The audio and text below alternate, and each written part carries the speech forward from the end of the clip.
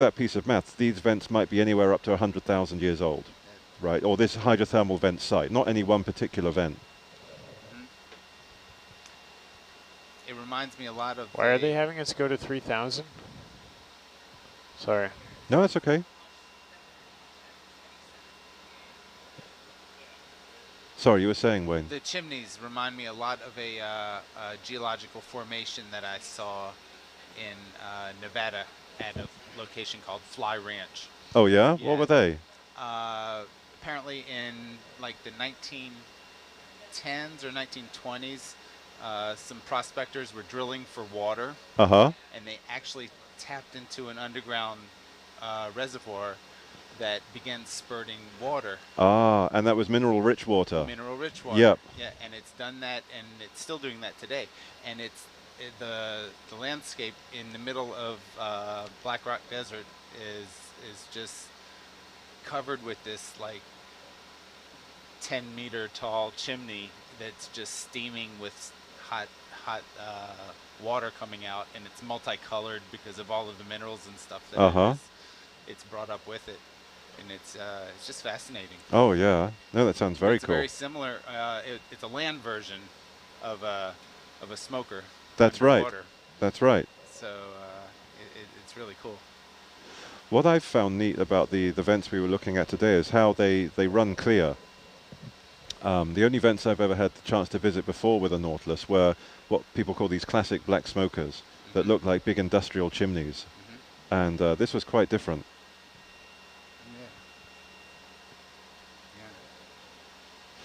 The other thing I really didn't expect to see today was another mini octopus garden. I was not on shift for that. I missed it. I'll have to review the tape. Yes. I'll have to wait a couple of days and log on to the YouTube channel. That's right, and see the entire dive. Yeah, or the highlights. Yeah. Well, actually, no. Well, I don't know what the turnaround time is, but with Nautilus this year on YouTube, we're hoping to post entire dives. Oh wow! So yeah, you can, if you've got a spare 14 hours in your day, you can go back and enjoy the whole thing. That's fantastic.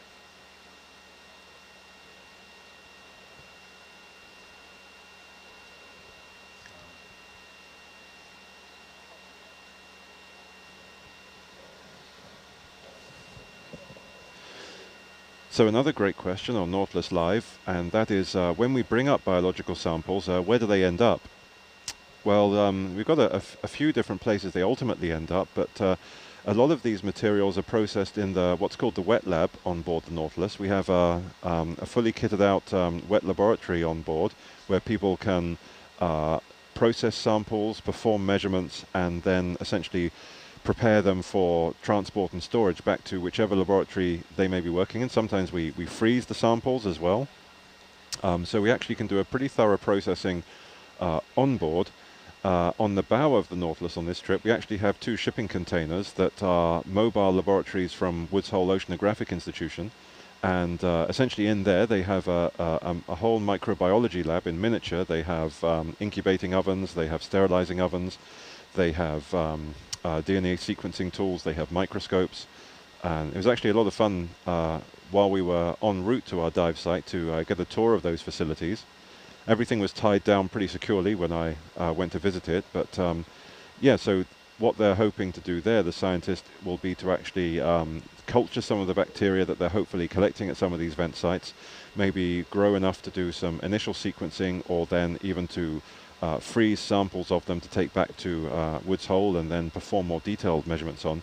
So the science that we collect here, the samples that we collect here, are going to go pretty far. They get processed on board, and then they make their journey out to the scientists' home laboratories.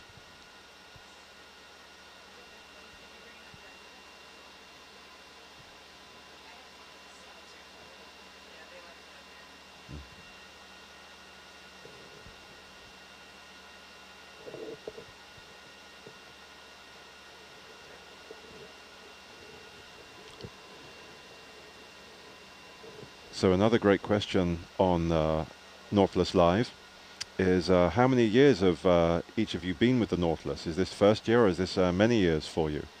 I've been coming out since 2010. So many years. I've missed 1 year since 2014. Wow. I've missed 2 years since 2007. Winner! Winner, winner, chicken dinner. So yeah, we've got plenty of experience on the front row. Yeah, on the back row, this is my first expedition. That's right. Why don't you just mention briefly how you got on the Nautilus, Ashley? Yeah, so I'm the ocean science intern. So I recently graduated from the University of South Carolina. So I applied and was thankfully accepted. So just before we go and talk to the others, the way you can find out about that is if you go onto the website oet.org, that's the Ocean Exploration Trust, that's the organization that operates the Nautilus. From that webpage, if you just click on education, you will actually see information, and at a certain time of year, I believe around November, December each year, you'll see the application materials to actually come on board the Nautilus as an intern. I'll go into a bit more detail on that in a moment. I was just curious, Wayne, which cruise number is this for you? I have been on board for exactly 42 days. There we go. How are you enjoying it so far? I'm not looking forward to the day I have to leave. It's only when you leave you realize how intense life is inside the bubble. Yeah. It's pretty special to be around so many people that are technically astute and willing to share their knowledge. And that's the part I've enjoyed the most about being out here. Cool. In my previous industry and work experience, I was the expert on bigger boats, Uh-huh. but I didn't have colleagues to learn from and Right. to be exposed to. And I'm enjoying learning a lot in a very short amount of time. So it's very nice. That was certainly my experience, first time on the Nautilus. This is my second time on the Nautilus. I was on board as a Science Communication Fellow in 2017. And one nice opportunity they give you at the on the Nautilus is to come back and kind of act as a mentor, as a lead Science Communication Fellow. That's what I'm trying to do this time round. No, I watch you. How about you, Lee? This can't be your first time on the Nautilus, surely? She's not here. She already left. Oh no! She's not even on the Nautilus anymore. Jump ship. Lee has left the Nautilus. Lee's been coming out for a few years, what, since 2014 or something? I think so. Yeah. Since we first got to the Caribbean. The Caribbean was our first year. I was not out that year. Right. So I guess the science team has left to debate tomorrow's dive plan. Oh yeah, they're already reading through tomorrow's dive plan. So. Right. Oh yeah, we've actually got tomorrow's dive plan. Yeah, but we're in mode 1. Oh. Meaning? I don't know. yeah,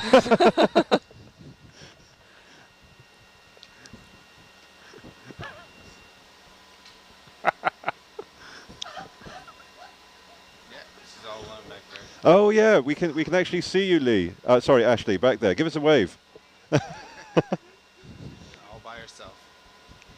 Don't worry, we'll still talk to you.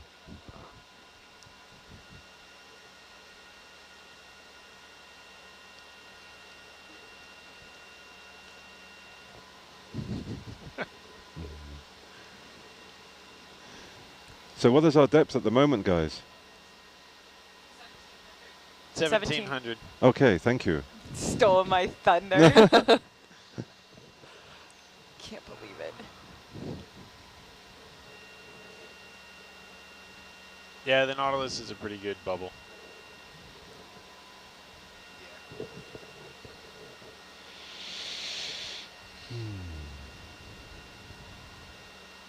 Oh, this is a good open-ended question for the front row guys. How are the ROVs processed post-dive? What do you actually, I guess you've got a checklist of things you've got to go through. We do have a checklist, a post-dive checklist. One of the primary things is to secure them to the deck and give them a freshwater rinse, because Salt water doesn't like metal, salt water doesn't like electronics, salt water doesn't like oil, hydraulics don't like salt water, computers don't like salt water. You know, none of it really likes salt water. So it's so yeah, we gave everything a really good freshwater rinse, and we have, and that's pretty much it for Argus. But for Herc, we have some other checks to do, which are basically preventive maintenance kind of checks. Right. They're low points on the vehicle that are designed to collect salt water.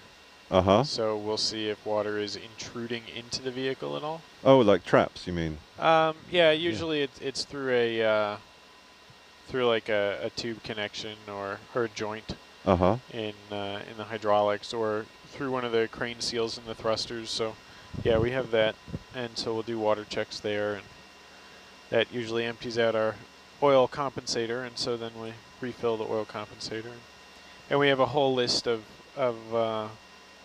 issues to troubleshoot when we get on deck. So oh, the things you've encountered during the dive. Yep. Yeah. Yep, and then before the next dive, we have a whole pre-dive there where we're going to go through, we'll visually inspect all of the connections, all the bottles, frames, the bolts, the tether termination, the BSR, make sure that there's no oil leaking anywhere that we can see. We'll check a lot of the seals, and then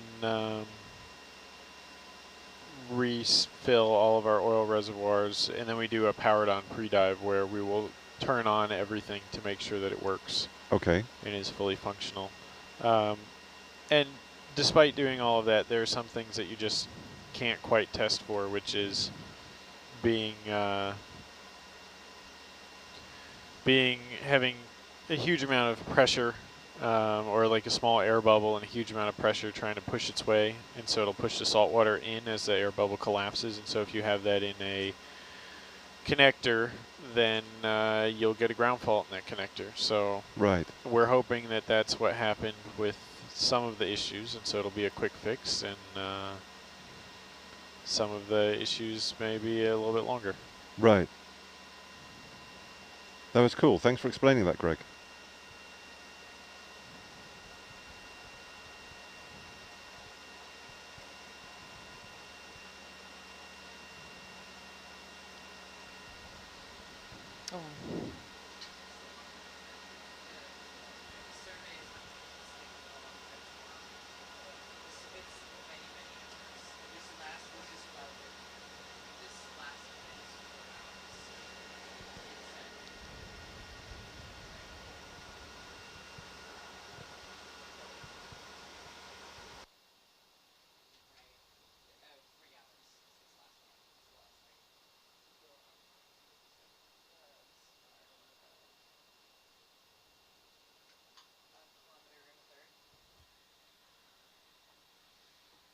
How fast do we have to be going for that? 3 hours?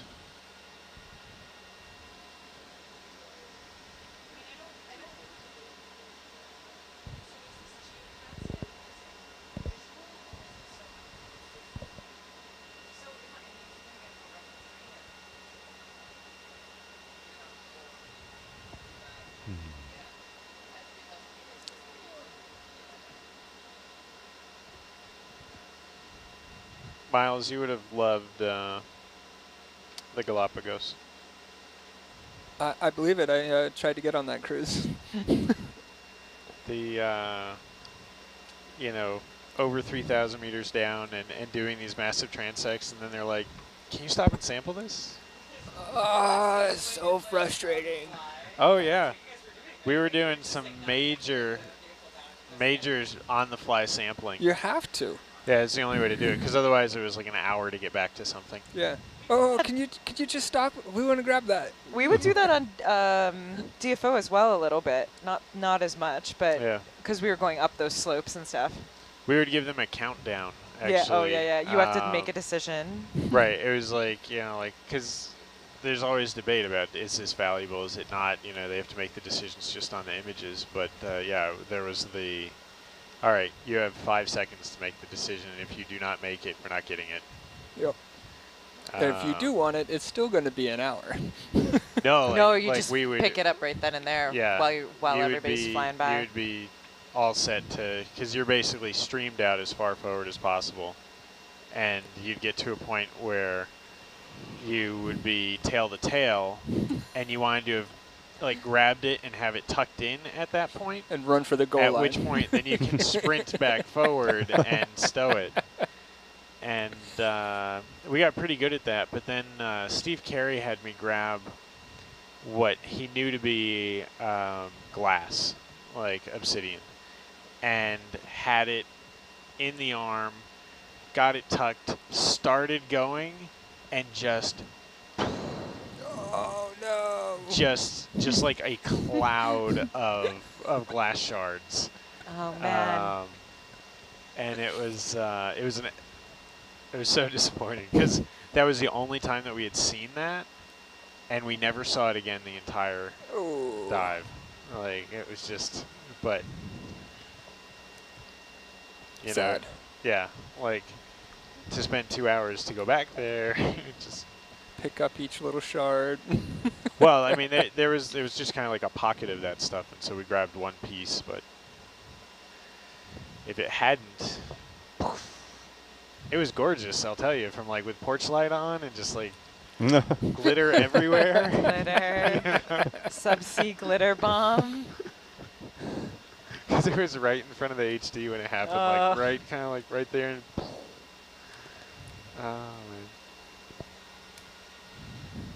But yeah, and then we did some stuff like even at that depth, we went into a, I forget what they're called. It was a collapse where the lava had pushed up and then receded. And it was about 30 meters wide at the top. And we went fully in, Argus in as well. At 3,000 meters? Yeah. Oh, no way. We had come to a complete stop. I mean, like this was the purpose of that dive. Of that dive and or that time of the dive and got to like full extent underneath. Were any of you on the sea cave mapping cruise last year? When they were trying to actually maneuver Hercules into some of these sea caves and map them? I think I was. Yeah? Yeah, I was on last year's and this year's. Okay. I wasn't on this year's. This year was we there didn't one go the year into, before? Because I was on one of them.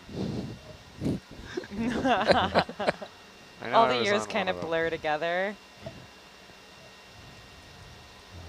I have a question for the pilots. What's the longest tether you've ever operated with? 50. Yeah, I'd say like 50 meters. Really? Yeah, 45 to ONC 50 was, meters. I thought it was a 55. It might have been 50, just like 55. about 50. That was my first 53. trip as ROV Yeah. though. So like I always thought that was the standard. And then these short ones, these super short tethers, like we did like 20 meters right afterwards, and it felt so bizarre to be so You close feel like to the kid on the leash at the mall? Yeah. And I was Argus, so I'd feel like I was way too close to Hercules all the time, like just these close-ups on Herc. What would be the drawback to diving with a longer tether? It gets in the way. Well, You can get there's his two snags. aspects. Yeah. One It's tangly. is this system was designed for really good video, which is why we have the same camera on Argus as we do on Hercules. The longer the tether, then the farther away Argus is from Hercules. I see. And has to be. You don't. And you has don't- to be because you're managing that tether. Understood. So when you have a short tether, then you're closer. And having been out for some of the Nat Geo like directed dives and stuff, then it still gets, you know, hairy from a ROV pilot standpoint, because you end up with Herc above Argus, and you know, so now the tether is above Argus, and the cable's there, and you never want the tether there. And yeah. And you're doing it. You're doing it.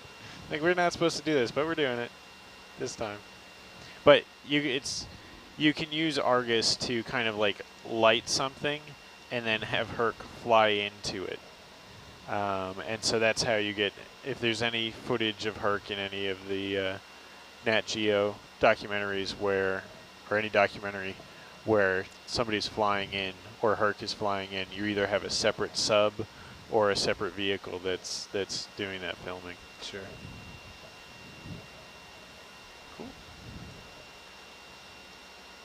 But the long tether is good for some things. We use it on like engineering type work where you really want a huge operating range and you're really deep, so moving the ship is a pain. Or you want to you want to keep Argus very far away from what you're working on. Yep. Like a cable ship. With Like a dangly cable. Like a cable ship, like Endeavor. Like the vents, yeah, when Oh, you yeah. want, like bouncing around in when you've got like hydrothermal towers that are like 20 meters tall. Right. Or something like that. Endeavor's taller than that. How tall Is is it? Endeavor?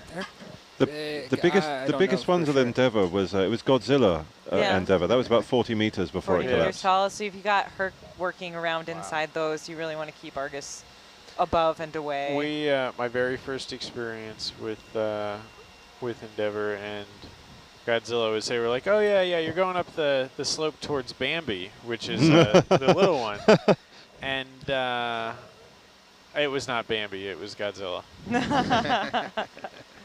Surprise. Yeah, there was like a 15-meter offset on the nav data. But that's such an impressive event. I don't know where I was, but Rennie was my nav, and we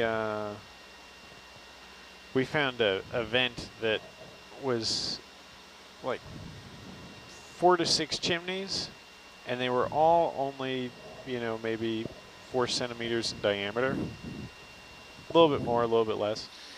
And they just went up together and sometimes interconnected, like structural support. Oh, like they went up about 25 meters. Like organ pipes. Yeah, Yeah. but super thin. Yeah. And so usually it starts to like build its way out, but these were just like straight up chimneys. Yeah.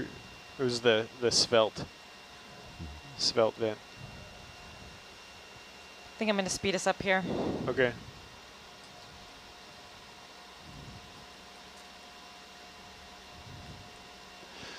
So I know that one thing OET is working on is the mobile Herc system. Yeah, little Herc. Yeah. And but am I right that there's upgrades on the way to Hercules to certify it for 6,000 meter dive operations? Is that right? I don't know. Okay. There have been some initial efforts migrating over to the DGO fiber jumpers. Those are 6,000 meter rated. But I think we're still limited by the foam pack. The foam is only 4,000 meter rated, so Right. That would be a big replacement. Yeah. Just listening to you. until I see new foam, I'm not convinced. Right. But hearing you guys talk about the difficulties of kind of, orientating the ROVs with a ship at depth, just thinking how that would, go up a notch as you go deeper and deeper. As it gets harder and harder. Yeah. Because then you can, as one of the, I was a marine tech on a ship before, so doing CTDs and stuff like that. One of the mentors basically said that once it goes over the side, you have no idea what the cable does. Okay. And there's a lot of truth to that. We found that you can have kind of an S catenary in your cable, even though you have Argus at the bottom. Right. Just different currents in different locations. Uh-huh. And so then how is it going to cut through the water or through the different currents? And, if you leave a current, then all of a sudden you swing more than you expected because everything had been pretty stable up until that point. Yep. So there's just a lot of other unknowns. I've always wanted an ADCP, but they don't really go deep enough to really give you that kind of current reading. I still think it would be good for launch and recovery, though. I would love an ADCP. Oh, is that an acoustic Doppler current profiler? That is an acoustic Doppler current profiler. Remember it well. Which, funny enough, is pretty much what the DVL is. Right. Same instrument, used differently. I remember that was the thing that kind of freaked me out a little bit before I went to sea with Ocean Networks Canada, was feeling like I had to know what all of those acronyms meant. Apparently you've done pretty well for yourself. Yeah, that shows the stress of the situation, yeah. You know, no pressure on SPL. It's everything has a different name on a boat. And every group has different names for certain things. Uh-huh. Adds to the challenge. Well, that's kind of one of the things you learn as a science communication fellow. It's almost your job to be the interested newbie in the room. You know, the difficult thing is just to work out when to ask that question. I mean, it even starts with calling or referencing Nautilus as a boat. The deck crew don't like that. They want you to call her a ship. Uh-huh. So. Or a vessel. A vessel. Yeah.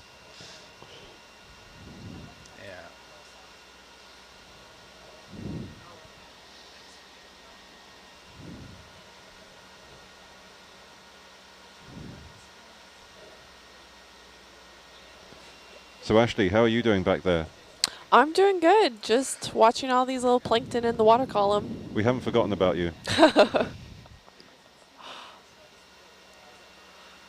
Yeah, there's been some cool jellies. A couple of shrimp. Well, there is a benefit to going up slowly. So I don't know if attempting to zoom in on any of these would do any good. I think we're still moving too fast for that. Yeah. Well, have you done yet, Wayne, a video transect? A what? A video transect. So this is where you basically try and set the camera to capture as much information over as big a depth of field as possible, and then essentially, once back ashore, a scientist will go through that video frame by frame and try and run an automatic creature identification algorithm, right? And so it actually, when it's basically doing essentially what Ashley is doing, but almost at the level of not microscopic creatures, but really going down to quite a small scale in the fauna that they're looking at. I imagine that's what happens to a lot of this video that we're creating. I haven't been with the organization long enough to actually talk to anybody who processes the video post-dive to know. We had a gentleman from University of Hawaii, and that's pretty much what he did. He got funding to go through and really intensely catalog all of the species as best they could, and then also try to determine, based on the geography, if you could predict what type of, like, basically what density you could expect. Okay. At different depths, different locations. And in his mind, it was undersea mining is going to happen, whether we like it or not. So maybe the best thing we can do is learn how to direct them to the areas that are not heavily populated. Understood. The flicker? Yeah. That's Flicker. Probably one of the cathex lights. And a big fish in the background. Yep. Way out there.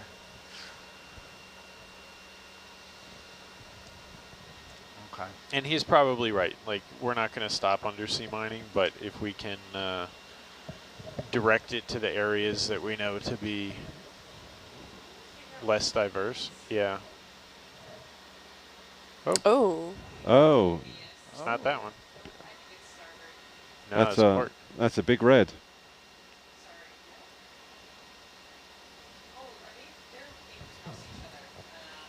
Does anyone know what type of jellyfish that is? No, at one point I did. I've forgotten the Latin name. It's basically called Big Red. Is it Tiburon Rojo or Tiburon Grande? But if you put Big Red, I think the person reading it will know what you mean. Cool. That's the common name, I think.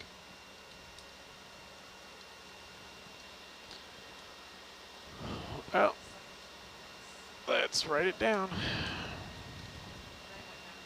Okay. Let's add it to the list. No, I know, but it'll be noted. Just in time for our big red appearance. We have a lighting issue. But that's another thing that, like he said, Yeah, that will didn't hit work. the troubleshooting list. Yep. And it worked. So we'll have to address that before we send her back down. Yep. Yes.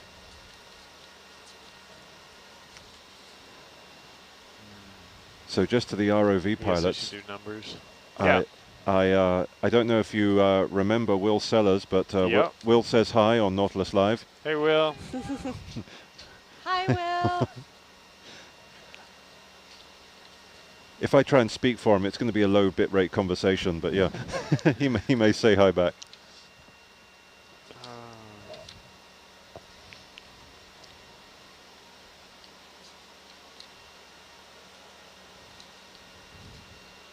One time when Will was out here, we were I thought this would happen. chatting, and came to the conclusion that we had both worked with the same Remus vehicles. These Remus 6000s, Marianne and Ginger were their names. And I don't remember which one got lost. I knew one of them had gotten lost. And we were just talking about it, and he goes, "Oh yeah, I was on the cruise that when they got lost." So it was, but that happens. It's in truth, it's kind of ocean exploration and mapping is still kind of a small world. And so you start to get kind of crossover like that. There's a new pilot out with us this year, not new to the industry, but new to Nautilus, and turns out that I had sailed with him in 2012. And I had sailed with him in 2014, 13. Scott?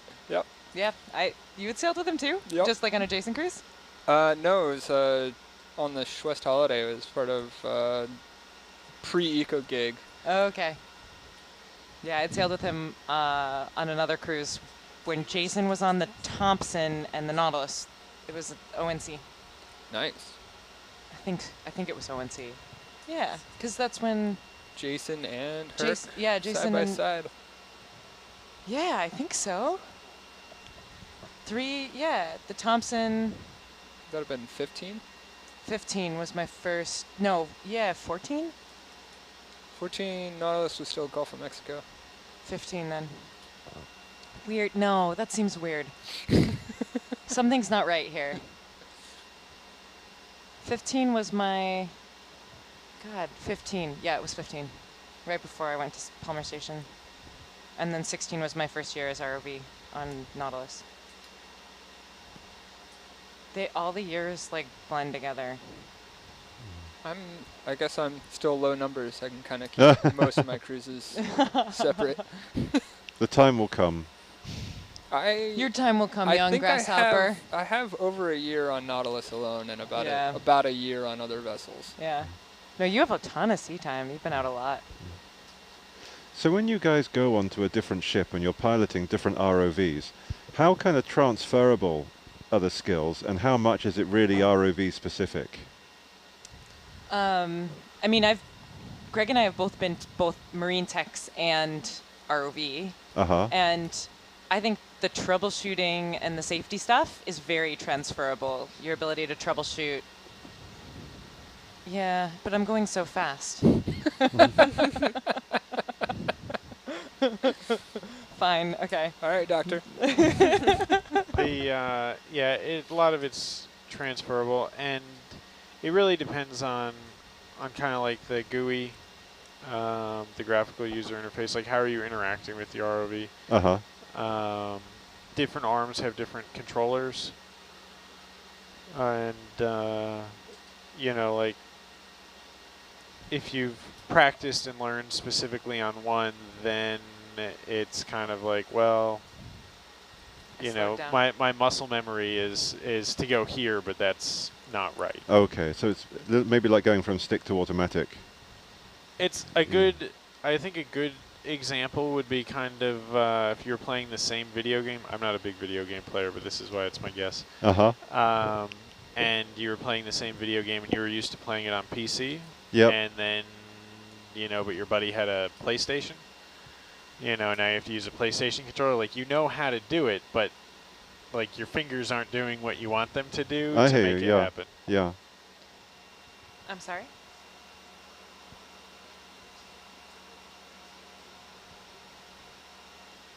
Yeah, I It's don't know worth looking at. if it's rubbing, but it's... There's definitely water that drips down, and that's not necessarily, that's like water dripping there, that's just where it's onboarding. So that's not so crazy. But it's still like, yeah, Yeah. that's the first wrap, so everything under there gets kind of wet. But it's still, if somebody wants to go look at it, I think like, because If you finish numbers, I'll go look at it. yeah, so new to it that, yeah, I'll finish numbers. Good. I got 3 numbers down. 3 numbers out of like 20. Thanks, Greg. It's okay. It's my due for.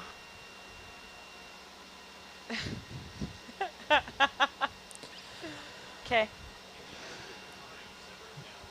So maybe now's a good time to give those of Yeah, you you did watching awesome. on Nautilus Live just a 5 quick numbers. You were only update on the been like day. 2 hours. Where we've been operating and what we've been doing today. So EV Nautilus is currently about 300 kilometers off the west coast of North America, just at the Oregon-California border. We are floating about between 2.7 and 3 kilometers above the seafloor at the moment. Underneath us is the Gorda Ridge submarine formation. This is a region of the Earth's crust where 2 tectonic plates, the Pacific and the Gorda plate, are pulling away from each other, creating a weak spot on the Earth's surface. That kind of weakness, or the proximity of the hot magma underneath that tectonic fault,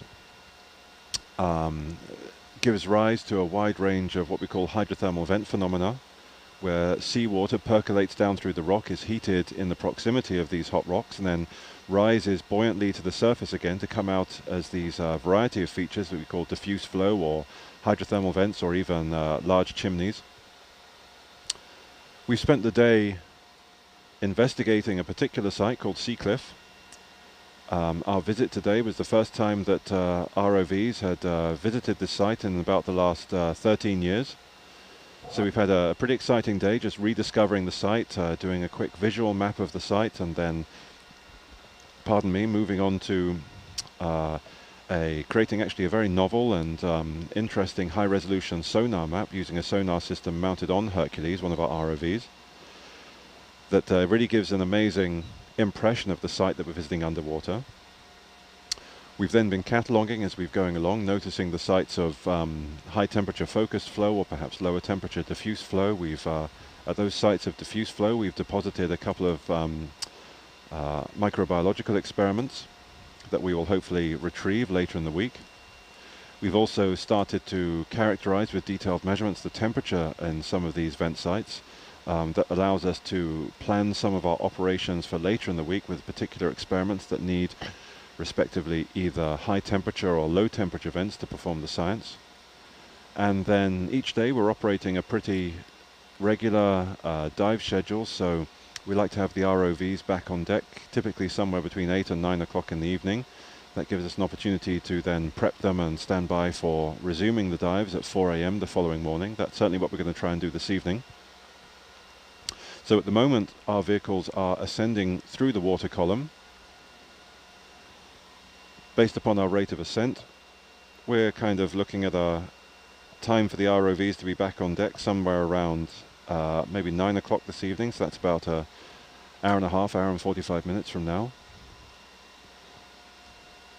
And yeah, that's kind of the summary of the day. We've seen some pretty impressive sights. We have seen the hydrothermal vent systems themselves. We've seen an octopus's garden of octopus at this deep water site that use some of the warm water flows to help them incubate their eggs. It's been a pretty exciting day, and we're looking forward to another good one tomorrow. Here. Shakedown? Yeah, shakedown. Sorry, John. No, cool, I'm good.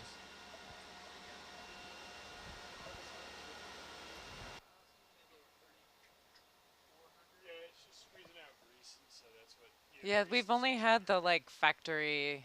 Josh was saying they've only done the factory lube on it.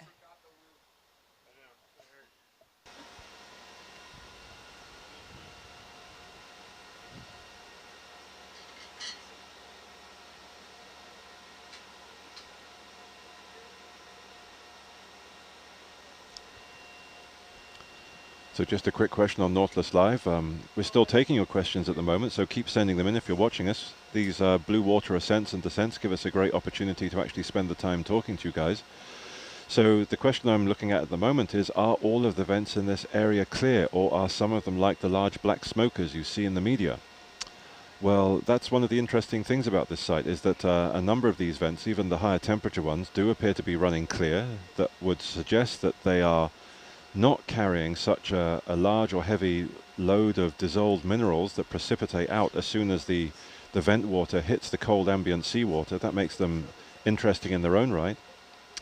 So this site we're visiting, the sea cliff, is kind of offset from the main center of activity along the spreading center in this rift valley. That's more towards what's called the main Gorda Ridge. I've never visited there. This is my first dive at this site, and but I believe that along that ridge center there are some of the more classic black smokers, but the ones we'll be visiting over the next 8-9 days are pretty much at the sea cliff site, and so we'll be spending a lot of time around these quite interesting clear hydrothermal vent systems.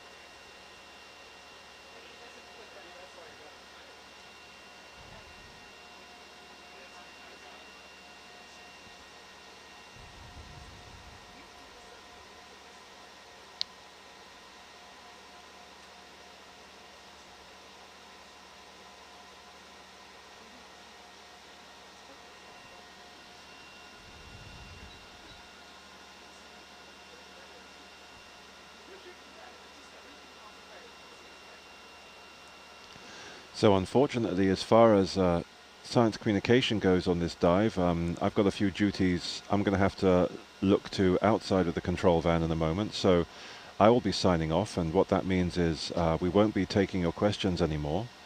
The core team of navigator, pilots, video engineer, and data logger will still be here, and so you might be able to hear them on SBL as they get closer to the surface and then recover the vehicles. But in terms of what you need to look out for tomorrow at 4 a.m. Pacific time, the vehicles will be back in the water. Perhaps somewhere between 6 and 7 a.m. Pacific time, we'll be contacting the seafloor once again and starting another busy dive day.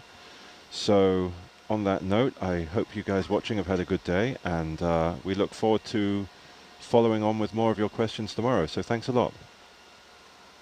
This is where Miles lives.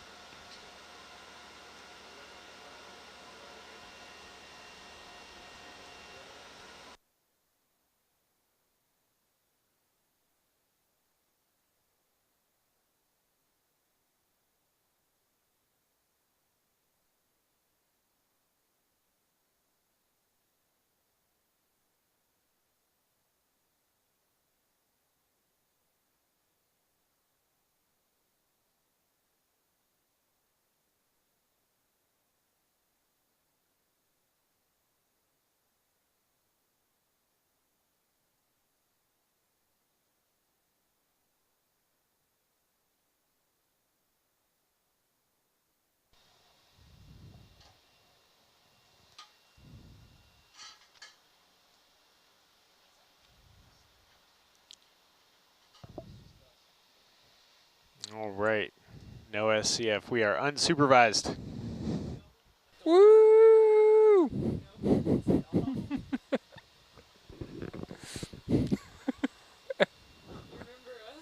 Yeah.